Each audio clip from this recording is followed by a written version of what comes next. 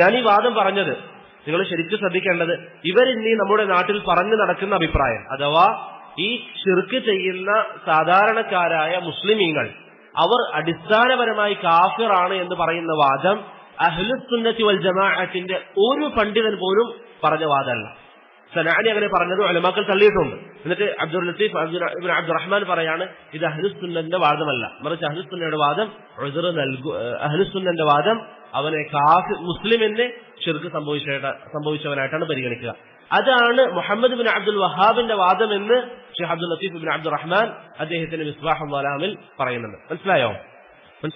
അത് നിങ്ങൾ ശരിക്കും പഠിക്കണം. ഞാൻ പറഞ്ഞതിന്റെ ഉദ്ദേശം, ഇന്ന് ഇവർ സ്വീകരിക്കുന്ന നിലപാട് ഉലമാക്കളുമായി ഒരു ബന്ധവുമില്ലാത്ത നിലപാടാണ് എന്ന് പറഞ്ഞാൽ പുതിയൊരു വാദമാണത്. പുതിയൊരു വാദം, അഹ്ലുസുന്നന്റെ ഒരു ആലിമും സ്വീകരിക്കാത്ത വാദം, അഹ്ലുസുന്നന്റെ പരിഗണിക്കപ്പെടുന്ന ഒരു പണ്ഡിതൻ പോലും പറയാത്ത വാദമാണ് ഇവർ ഈ പറഞ്ഞ വാദം. അതാണ് ഞാൻ നേരത്തെ പറഞ്ഞത്. ഇവരുടെ ഉദ്ദേശം എന്തല്ല, സലഫികൾക്കിടയിൽ ദീന് പഠിപ്പിച്ചു കൊടുക്കലൊന്നല്ല, മറിച്ച് ഷെയ്ഖ് റബീഅ പറഞ്ഞതുപോലെ സലഫികൾക്കിടയിൽ ഭിന്നിപ്പുണ്ടാക്കലാണ്. قالوا إن الشيخ يكفر المسلمين. نقول من هم المسلمون الذين كفرهم الشيخ؟ بينوا لنا إن كنتم تريدون فرع عباد القبور. هؤلاء كفرهم الله وكفرهم رسول الله صلى الله عليه وسلم.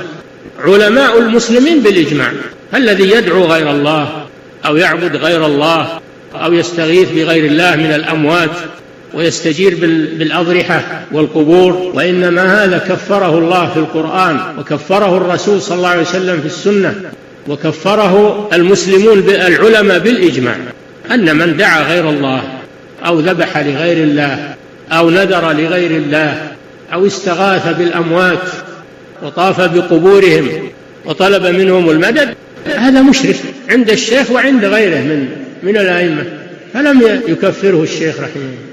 سبحان الله، يقولون تكفروننا وهم على عبادة غير الله. هل الذي يدعو غير الله هل هو كافر ولا مسلم؟ كل يقول إنه كافر.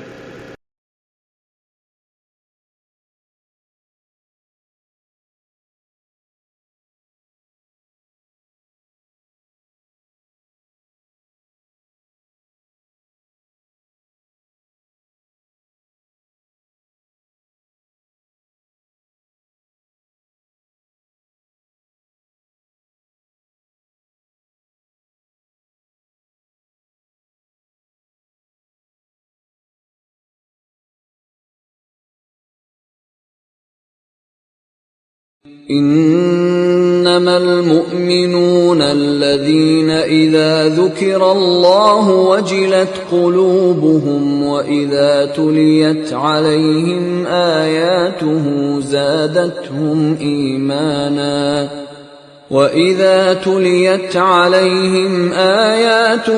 زادتهم إيمانا وعلى ربهم يتوكلون.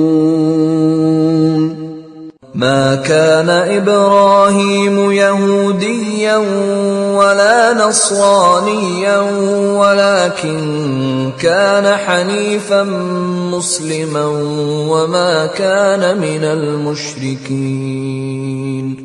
ഇസ്ലാമിൽ നിന്ന് ഒരാൾ പുറത്തു പോകുന്ന ഇസ്ലാമിനെ, തൗഹീദിനെ, ഈമാനിനെ പൊളിച്ചു കളയുന്ന കാര്യങ്ങൾ ഇതും ധാരാളമായി വായിക്കുന്നവരും പഠിക്കുന്നവരുമാണല്ലോ ഇവരൊക്കെ. അതിൽ പറയുന്ന ഒന്നാമത്തെ കാര്യം എന്താ? അശ്ശിർക്കു ഫീ ഇബാദത്തില്ല, അള്ളാഹുവിനെ ആരാധിക്കുന്നതിൽ ശിർക്ക് വെക്കുക. കേരളത്തിലെ ഖുബൂരികൾ അള്ളാഹുവിനെ ആരാധിക്കുന്നതിന്റെ ഏതെല്ലാം വശങ്ങളുണ്ടോ അതിന്റെ ഒട്ടുമിക്കാൽ സ്ഥലങ്ങളിലും അള്ളാഹുവിൽ പങ്കുചേർക്കുന്നവരാണ്. പ്രാർത്ഥനയാകട്ടെ, ഇസ്തിഗാസയാകട്ടെ, ഇസ്തിആനത്താകട്ടെ, അതുപോലെ തന്നെ നേർച്ചയാകട്ടെ, അറവാകട്ടെ, ഇങ്ങനെ എല്ലാ വിഷയങ്ങളിലും ശിർക്ക് കൂട്ടിക്കലർത്തിയിരിക്കുന്നു. ആ ഒറ്റ കാരണം കൊണ്ട് തന്നെ ഈ ലാ ഇലാഹ ഇല്ലല്ലാഹ് ബാത്തിലായി പോകും. അള്ളാഹുവിനും തനിക്കുമിടയിൽ മധ്യവർത്തികളെ നിശ്ചയിക്കുക, അവരോട് പ്രാർത്ഥിക്കുക, അവരോട് ശഫാഅത്ത് ചോദിക്കുക, അവരിൽ തവക്കുലാക്കുക. ഫഖദ് കഫറ ഇജ്മാഅൻ, ഈ ആളുകൾ കാഫറായി തീരുമെന്നത് ഇജ്മാ ആകുന്നു. ഇതാണ് ഷെയ്ഖ് മുഹമ്മദ് അബ്ദുൽ വഹാബിന്റെ നവാഖിദുൽ ഇസ്ലാം എന്നതിന്റെ രണ്ടാമത്തെ കാര്യമായി പറഞ്ഞിട്ടുള്ളത്. ഇത് ഖുബൂരികളെ സംബന്ധിച്ച് യാഥാർത്ഥ്യമല്ലേ? മധ്യവർത്തികളെ സ്വീകരിക്കുകയും ആ മധ്യവർത്തികളോട് ദുആ ചെയ്യാമെന്നും അത് ഇസ്ലാമാണെന്നും അത് ശിർക്കാവുകയില്ല ഇല്ലെന്നും വാദിക്കുന്ന ആളുകളാണ്. മുഹമ്മദ് നബി സല്ലല്ലാഹു അലൈഹി വസല്ലം കൊണ്ടുവന്ന ശരീഅത്ത്, അതായത് ഇസ്ലാമിന്റെ ശരീഅത്ത് മതനിയമങ്ങളിൽ നിന്ന് ചില ആളുകൾക്ക് പുറത്തു കൊടുക്കൽ അനുവദനീയമാകുന്നു എന്ന് വിശ്വസിക്കൽ. ഇത് പറഞ്ഞാൽ ശരീഅത്ത് നിയമം ബാധകമല്ല. കേരളത്തിലെ സമസ്തക്കാരെ വാദം എന്താ? ഔലിയാക്കന്മാരായ ആളുകൾക്ക് ഇസ്ലാമിക ശരീഅത്ത് ബാധകമല്ല. അതിന് ഖളിറിന്റെ സംഭവത്തെ തെറ്റായി വ്യാഖ്യാനിക്കുകയും ചെയ്യും. അപ്പൊ നമസ്കരിക്കാതിരുന്നാൽ, നോമ്പ് നോൽക്കാതിരുന്നാൽ, നോമ്പ് നോറ്റവന്റെ നോമ്പ് മുറിപ്പിച്ചാൽ എന്നാലൊക്കെ അവർ ഔലിയാക്കളാകുന്നു. കാരണം അവർക്ക് ശരീഅത്ത് ബാധകമല്ല എന്ന് പറയുന്ന സമസ്തക്കാരുടെ വിശ്വാസം. ഇത് ഇസ്ലാമിനെ പൊളിച്ചു കളയുന്നത്. ഇത്തരം ഇസ്ലാമിനെ പൊളിക്കുന്ന കാര്യങ്ങൾ പൂർണ്ണമാവുകയും ഇസ്ലാമിനെ പൂർണ്ണമാക്കേണ്ട കാര്യങ്ങളിൽ ഇല്ലാതിരിക്കുകയും ചെയ്യുന്ന കൂരികളെ എങ്ങനെയാണ് ഇവർ ശിർക്ക് സംഭവിച്ച മുസ്ലിങ്ങൾ മാത്രമാകുന്നു, അവർ മുശ്രിക്കുകളല്ല. അടിസ്ഥാനപരമായി മുശ്രിക്കോ അല്ലാത്തയോ അത് വേറെ കിടക്കട്ടെ, മുസ്ലിങ്ങളായി ഇവരെ പരിഗണിക്കാൻ എങ്ങനെ സാധിക്കും?